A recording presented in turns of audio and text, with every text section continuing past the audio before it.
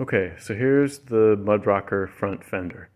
This fender is really cool because, in my opinion, the most important thing about a fender, aside from coverage, is that it mounts up and it's solid. You know, it doesn't move around once it's on there. But it also goes on and off really quick.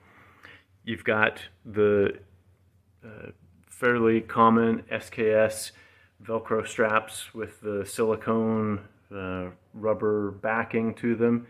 You've got one on each fork leg and then one around the brake bridge or the fork leg bridge to hold the center of the fender.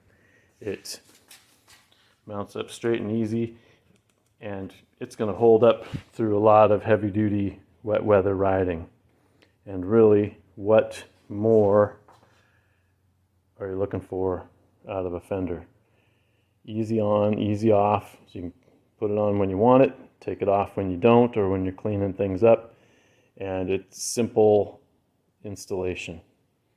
Simple and solid. Go hit the mud.